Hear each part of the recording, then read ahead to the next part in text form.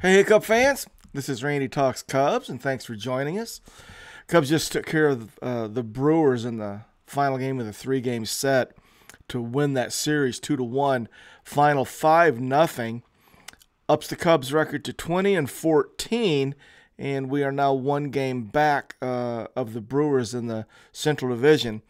And I've been debating about do I want to start scoreboard watching already here in 1st of May, and I decided I'm going to.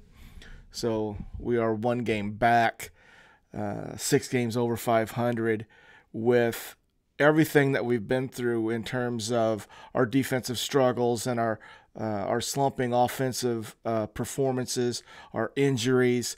It's just been a myriad of issues that we've had to overcome. And here we are sitting at 20-14, on the cusp of getting back our ace, who we haven't had all season. And wait till I give you some of these pitching numbers. Our pitching is outstanding. It was outstanding today. It's been outstanding for a little while now. So I'll give you some of those numbers, but I'm just really excited about where we're headed. I thought the Brewers were a really good team. We figured out a way to handle them today. It was just a really nice win on a gorgeous day at Wrigley, 39,299 on a Sunday afternoon. A shutout win over division rivals, the Brewers. So just all in all, really a good day. We got the 5 runs. We only had 7 hits, but we walked 7 times and struck out 7. So it was 7's wild today. We left 8 on base, went 2 for 8 with runners in scoring position. And we stole a base today. PCA, his speed came into play. And so we got 3 in the 5th, 1 in the 6th, and 1 in the 7th. But before we get to the scoring in the 5th, let me talk about the first 4 innings. We left runners on. In the first, we left runners on first and second. In the second, we left a runner on second. In the third, Ian Happ got caught stealing. Actually, I think he was trying to steal, and he took off really early, and Peralta caught him, stepped off, and got him out. So caught stealing, picked off, however you want to call it. And then in the 4th inning, Morel was doubled off first on Dansby Swanson's line drive to third. So leaving runners on, some questionable base running in the 1st through the 4th inning. Then in the 5th inning, when we got to 3, PCA started us off with a single, and his single was a leg hit. He hit I'll call it a line drive, but it was a little bit off the end of the bat to the shortstop. So it wasn't a hard hit at all, but it was still a line drive. And the shortstop had to lay back on it. He didn't want to come up and try to corral the short hop, so he stayed back to get the big hop. Well, by the time the big hop got to him, PCA beat it out. PCA's fast. So PCA gets an infield hit to lead us off in the 5th, then promptly steals second without a throw. He had a great jump. Then Amaya gets hit by a pitch, so we got first and second. And then Nico doubles, really a ringing double to the right center field gap for Nico. It was Nico's only hit. So he gets 2 RBIs, scoring PCA and Amaya. And then Talk follows that. He goes 4-3, ground out, sending Nico to third, and then Nico scores on a wild pitch. So, not a lot of hitting, a little bit of manufactured run, a little bit of speed. It was a nice bottom of the 5th. We got another one in the 6th. Dansby Swanson sort of popped out of it today. He hit a home run in the 6th inning, and it was a 109.3 mile per hour blast to center field, a little bit left of center, 399 feet, 23-degree launch angle. And Dansby played well today. He only went 1 for 4 with that home run. But he lined out to third baseman in the 4th inning when Morel got picked off. He hit it flush. I mean, I'm still not going to let Morel off the hook. You let a liner go through. Last I heard, less than 2 outs. Well, he didn't let a liner go through, but Dansby hit it really hard. It was a barreled up line drive. So Dansby's 1 for 4, but he hit the ball hard twice, and he actually hit the ball hard on his fly out to left fielder in the 8th inning. It was really high, but it's like 100-mile-an-hour exit velocity. So Dansby had a good game offensively, but more importantly, Dansby looked like Gold Glove Dansby in the infield. He made a couple 3 really good plays. He had a play sliding backhand. He had a play taking a ball up the middle and throwing a guy out. Saved a run on that one. So Dansby looked really good, and boy, wouldn't that be some great timing to get Dansby coming around, get Morel coming around. Morel walked 3 times today. He went 1 for 1. Had an RBI single in the 7th. So, you know, it's starting to look like if we can get these guys coming together, when by the time Belly and Seiya get back, boy, we could be in pretty good shape. So I mentioned that Morel had that RBI single in the 7th. Talk led off with a single, went to second on Haps, ground out to first base unassisted, and then Morel single scoring Talk. So 3 in the 5th, 1 in the 6th, 1 in the 7th. Just 7 hits total, so not a lot, but we got a little bit when we needed it. So let's go back through it. We had Nico going 1 for 5. He had the 2 RBIs and scored a run. Talk went 1 for 3 with a walk. Happer went 1 for 3 with a walk and a caught stealing or a pickoff. Morel went 1 for 1, but he walked 3 times, had an RBI. Michael Busch got the golden sombrero today. Strikeouts, swinging, 4 of them in the 1st, 4th, 5th, and 7th. So not a good day for Michael. Michael played well in the field, though. I'd say Mike probably made at least 2, if not 3, really good plays. So, in fact, some of the plays that Busch made in the field today might be the best I've seen him play. So he looked a whole lot better at first base today, but he did go 0 for 4. Dansby, the 1 for 4 with the home run. Dansby came into the game hitting 167 in his last 14 games. So it's been a real funk for him. And hopefully today will be a sort of a ramp off of that slump. We'll be hopeful. Wizzy went 1 for 3 on the DH spot with a walk today. PCA had a nice day. 1 for 2, had the walk and a sack bunt in the 2nd. So he contributed today. PCA. Amaya went 0 for 3 with a hit by pitch in the 5th. So. Our catchers, the offensive production we're getting from our catchers is pretty limited right now. It looks like I'm not sure what they're thinking with Yan Gomes, but he's really been struggling, and Amaya hasn't been hitting the ball all that well either. So I'm wondering about getting some offensive production out of that catcher spot. That could be an issue for us here moving forward.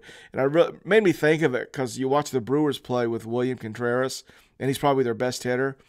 And I've always thought that really good teams, like championship teams, pretty much always have catchers who are really good offensive producers.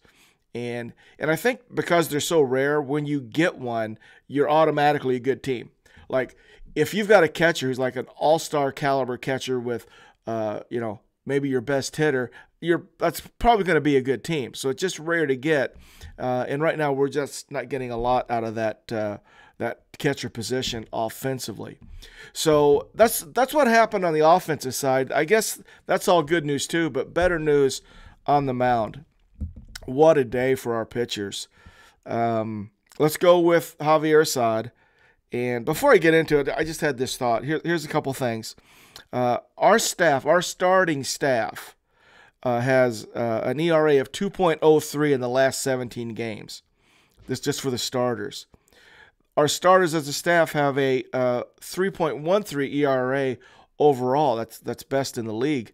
So our starters have been fantastic. And when you start talking about what Wesneski has done recently, what Assad is doing, what Shota has done, and what Taillon has done, let's just take those 4 guys.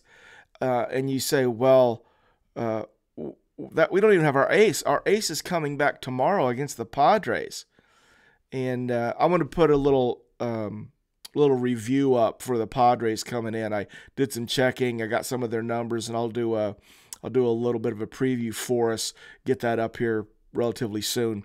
But it's kind of funny because Steele is coming back, our ace, and we might have to depth chart him as the 5th starter with what these other guys have been doing. It's just been awesome.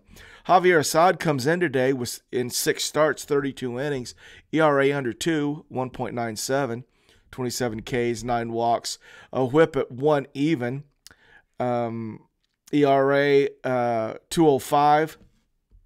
No, not ERA. Average against 205, ERA 197. That's what he had coming in. So his line for today, 6 innings, 4 hits, 3 walks, 4 Ks, drops his ERA to 1.66 through 94 pitches today. And it wasn't all that easy. It was he only had 1, 2, 3 inning. That came in the 2nd inning. And so, he spread his hits out, gave up a hit in the 1st, hit in the 3rd, a hit in the 4th, and hit in the 5th. So nothing came back to back. He always got out of it. There was a little bit of traffic.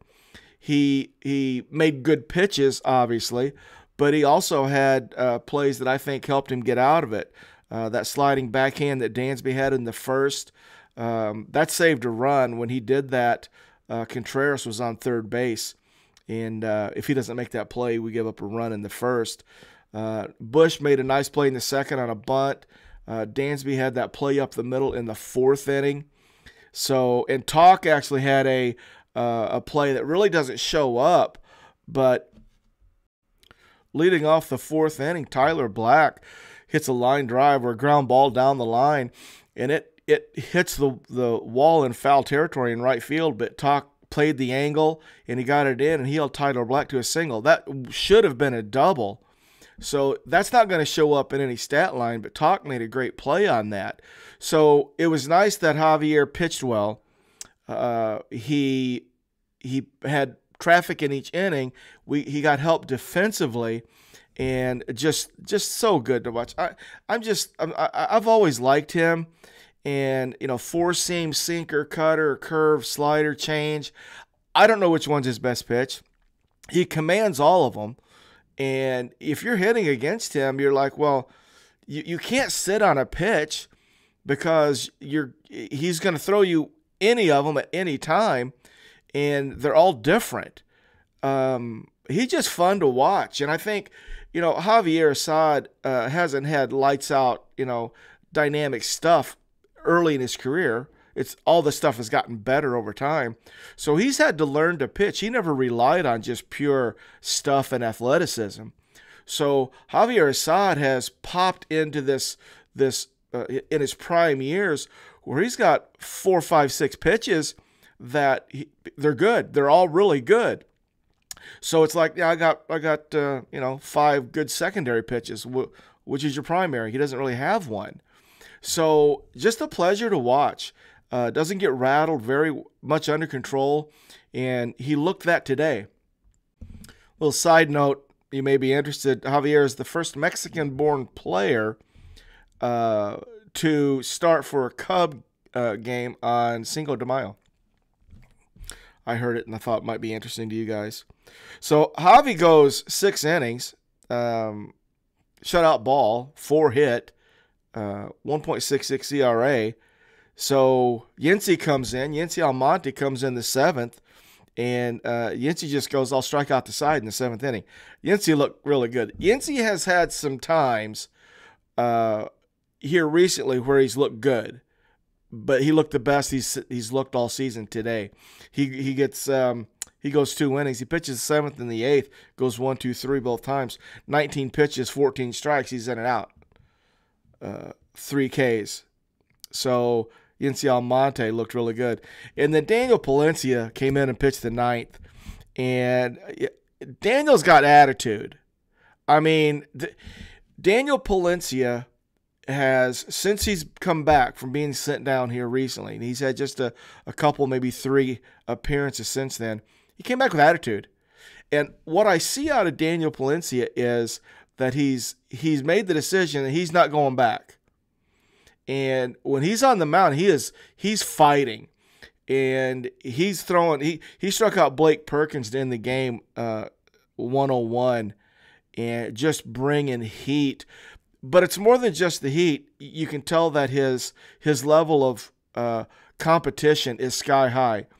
He knows he's competing for a spot. He knows that there's opportunity here.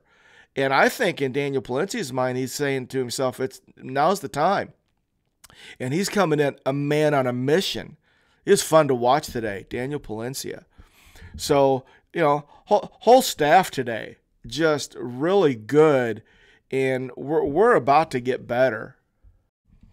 So we've got Steele coming back. He's starting tomorrow against the Padres. So we know who's been good. We've got Shota, who's been awesome. We've got Taillon. We've got Javier Assad. And we've got Hayden Wesneski, who have been phenomenal starters. And then you go, well, Ben Brown has been good. Jordan Wicks has been good. So think about a rotation, to me, coming back: Steele, Shota, Taillon, Assad, and Wesneski. If you take those guys right now and just go, well, what have they done here recently? Outside of Steele, he's been out. But let's say Steele is still the ace, because you don't lose your ace moniker by being injured. So you got an ace of a staff that's got Shota, Taillon, Assad, and Wesneski based on what they've been doing. You can argue that's the best at this point. This is the best staff and best rotation in baseball. So those are the 5 guys, but now you push everybody down. Now you got Jordan Wicks, you got Ben Brown, you got Mark Jr., you got Yancey, who's been pitching well. This is how I ranked him too. I just kind of off the top of my head, I went, okay, there's Wicks and Brown, who would sort of cross over between a rotation guy, probably going to get moved to the bullpen, because Steele, Shota, Taillon, Assad, and Wesneski, to me, are the top-performing starters. So now you got Wicks and Brown, Mark Leiter Jr., what Yancey and Palencia look like today, and then you've got Hector, who, I think he's 6 for 7. I know it's a struggle, and I know it's a heart attack. I get it, but if results matter, and they do, he's 6 for 7. And then Richard Lovelady, the lefty, has looked, I think, pretty good. And then there's Adbert, who Craig Counsell says we're going to need Adbert, and I think he could be right. So, I mean, just take that list right there. That's 13. And then, well, who's sort of left over? Well, you got Keegan Thompson and his mustache. He had a bad outing, but there's still some possibilities there. You've got Kyle Hendricks coming back. Now, I don't know. Kyle was in the dugout today. I'm sure they're not going to hand him the ball for a start, not with the rotation guys we've got lined up. But he's there, and I don't know. With Kyle's temperament, with his stuff, what relief role might fit for him, I don't know. But there's Kyle. Then you got Drew Smiley. You got Julian Merriweather on the disabled list. They're out. There's about 17 guys here that are kind of, ready to go. So pitching-wise, I think we're all set up. So I don't want to get too excited. I'm going to try to calm down. But with what we've seen out of our pitching lately, some of the numbers and who we've got and how they're lining up, our staff is really good. If we can just keep that one guy from having one blow-up inning in every game, we're in it. So I think our staff is going to give us a chance to be in it. And then Seiya and Belly come back. Morel is starting to, I think, crank it up. Talk has been hitting well. Nico's hitting like a leadoff man. Dansby had his home run today. You add Seiya and Belly into this mix. I don't know. And we're a game back, and this is on the horizon. I just think it's a good time to be a Cub fan right now. I'm talking right now. The short-term future with getting these guys back and seeing what happens. We're getting our 3 best players back on a team that is just a game back in the division. It's going to be really interesting. strap up. I can't wait. We've got the Padres coming in tomorrow, and so we got Steele and Darvish going. Now, the Padres coming in, they're going to throw their top three at us. We got Darvish, Musgrove, and then Dylan Cease on Wednesday. So it's not going to be easy. So we'll see what happens, but we'll take care of ourselves. If we do what we're capable of against the Padres, we're going to be fine. So, but I'll put a little review piece on the Padres, get us sort of up to date, and I'll get that posted here shortly. So, it's all good news, guys. Again, Cubs 5-0 over the Brewers today to win that series, and Padres coming in. We need to take care of some business there before a day off on Thursday. The last 3 games are the 16 day in a row. So I'd like to sweep these Padres, take that day off, regroup, and then see Belly and Seiya back in the lineup into the week. All right, that's it. Calm down. Everybody relax. All right, guys, thanks for watching. Randy Talks Cubs. Really appreciate it. Go Cubs, go.